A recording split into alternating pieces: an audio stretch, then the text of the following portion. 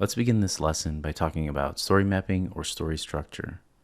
Structure exists to help you write a better story, but differences in the length of your story make a difference in complexity of your structure. Differences in types of games that feature kids or cartoons or anything like that, or genre, for example, like comedy, preschool, western, horror, can also make a difference in the complexity and style of your story structure. An internet short or 1 minute TV cartoon requires very little plot, but games require a great deal of complexity because of the overarching branching structure. So let's talk a little bit about the basic structure. So all stories must have a beginning, middle, and end. So for example, even a short series video game, so say you have a three-story, like game 1, game 2, game 3, which a lot of games are episodic, is what they call them, must be about the stars of that series and be centered around them, or people won't have much buy-in. The star or hero of each episode or each game episode, I guess I'm going to refer to episode as episodic, must have a goal or motive, and someone or something must oppose that goal. So you can think of these as like basic story must. And the same applies not only for games, but if you decide to create short animations that are based on your game. So normally these scripts use a 3-act structure. So for example, Act 1, this ends up after the problem has been set up. Act 2 is considered the climax. And if you're not sure what the climax is, we're going to get into that a bit later. And then Act 3 is the resolution. So this is kind of the way that the character finds a way to get around or fix the problem. So occasionally video games will be written in just 2 acts, but even with only 2 acts, the basic 3-act structure will still spread out over the length of those 2 acts. The 3 acts of a typical game may be about the same length, although the last act will probably be a bit shorter. I know this seems confusing, but we'll get into a lot of this a little bit later. But go back and kind of replay that so you can think about the length of each act. So let's talk a little bit about a simple step-by-step method for creating a story for your game and for your characters. Here you're going to write a story of characters that you know. So this is going to be sort of related to your homework assignment. So we want to think about, well, who is the protagonist, star, or hero of our game? And I'll be using the term protagonist, star, or hero interchangeably as we get through the lessons in this class.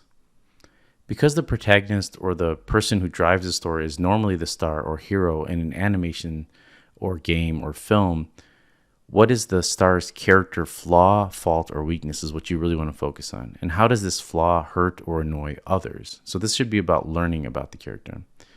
And then you want to go to the end of your story and think about, well, what does the character learn about themselves and how to treat others by the end of the game? So what was the overall lesson, the story taught to them, and the theme of the story? So this could be repeated over and over again if you have an episodic game. So game 1, game 2, game 3. And sometimes the character might not make much change in the first 2 series of the games, but later on, they might learn it, or they may never change at all. So for example, a great cartoon example of this is Scooby-Doo. The character always remains a coward, but somehow through that cowardice, they learn to solve issues. And then we go back to the beginning. So what does your protagonist want? What is the goal? This little goal should snowball or grow throughout the story until it's almost an obsession by the end. And think about that even in respect to villains, right? The villain's usually obsessed with the opposite of what the main character or hero wants, right? And this could even be like who can best attack the main character's flaw, right? So they're almost like, the character is weak in one area and the villain is strong in that area. And, for example, Superman and Lex Luthor. Luthor knew Superman's flaw, which is kryptonite. And so they're always building new mechanisms to utilize kryptonite to get Superman. And also, Superman has a high level of values, which upsets Lex Luthor, right? So this opposes the character's values and try to stop them from reaching their goal using their value structure. And the villain should ideally want the same thing as the star, as weird as that sounds. For example, like they could both want a treasure chest of gold or peace. So for example, Lex Luthor and Superman both want peace in Metropolis, believe it or not. But Lex Luthor's idea of peace is him controlling all of Metropolis under his hand. And then you want to think about, well, what is the catalyst or inciting incident that the main character or thing from the outside that causes this could be the villain or that causes the protagonist to come up with their goal and start the story moving. It may be the villain, for example, that puts the story into action. This is very common in mystery type video games where the villain appears as like a ghost in the old house. Make sure that all of your story points are related and tied together so that they're telling only one story. Don't get overly complex in your narrative. I actually tended to do this with a lot of the games that I was working on in the past. And it just overly bloated the game, confused people, and made a great deal more work for me later. Think of the star hero or main player, and think about how they develop a game plan to reach their goal. And the villain attacks over and over that goal. There's usually a major reversal or turning point in the way that the action is going at the end of Act 1, spinning the action around into another direction. Now, there's no turning back for the hero during Act 1. They're usually they're centered and they're moving forward on their goal. Now, in Act 2, there's new information that comes out. Our hero keeps revising their plan because it's not working. A high point is likely about halfway through the script. Everything looks good for the hero, and it appears that they'll attain their goal. But the hero has a defeat or apparent defeat, giving the villain or antagonist an advantage. This starts the downward slide of the hero. And throughout Act 2, there's another turning point towards the end that spins the action around again. And this is causing or forms the major crisis, which is the lowest point in the story for the hero. It's the reverse of what the hero wants. Often it's here that the character is faced with a critical choice, whether to go after the gold in the chest that nearly ends the edge of the fall, or to save the character's best friend, or whatever that major crisis is. This crisis must be a turning point at the end of Act 2. More likely in a feature film, which you'll be reviewing for your homework, it can't come too soon towards the third of the act, because otherwise it'll drag on the story. Now, if the major crisis is at the end of Act 2, it requires a short third act. This is what I meant by the timing. So let's talk a little bit about Act 3. This is where the hero comes back and tries harder. This is the big battle. It's best when the physical battle or battle of values and the hero wins. This is the climax. Everything must build up to this point, and then the resolution will generally wrap up quickly.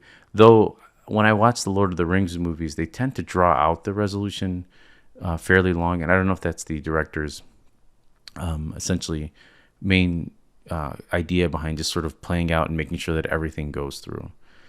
And this method works best for longer material, a feature or an hour, or at least like if your game, you want it to go on for a very long time. And now with web-based games, you can actually just keep uploading a game. Say you're using an engine like Unity, which has a wonderful web platform.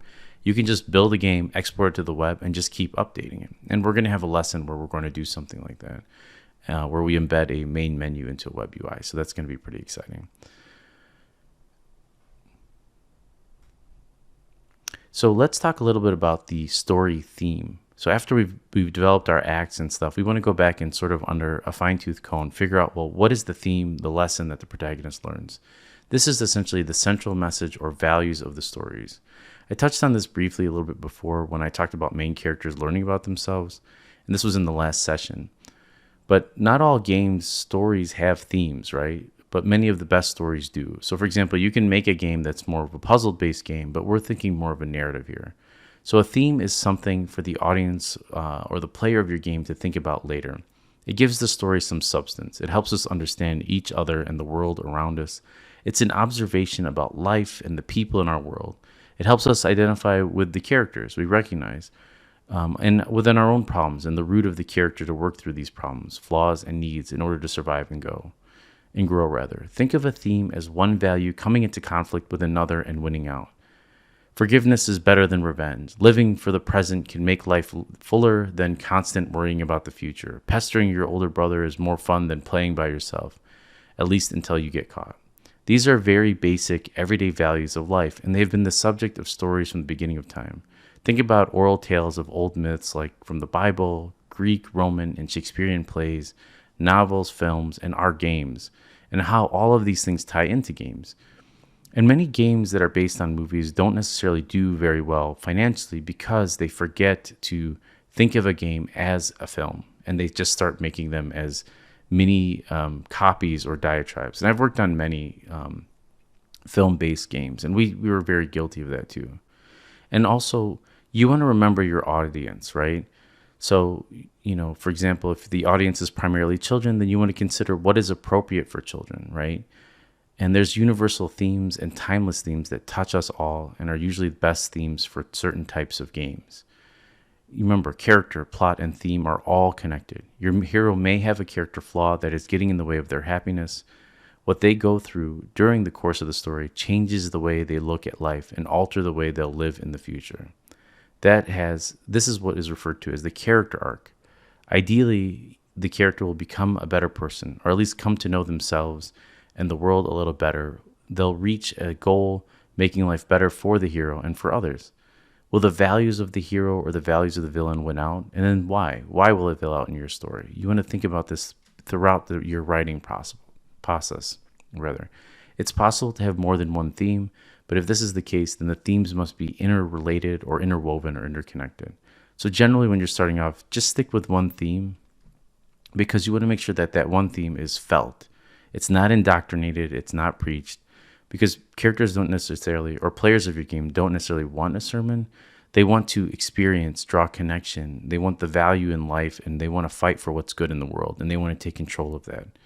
Values are expressed mostly through action, but they might come out briefly during the course of a verbal conflict in your game. But again, don't be too heavy in the narrative or text boxes or things that come up in your game. Conflict and opposing values are at the heart of your story, and they should be visually, or they should be seen.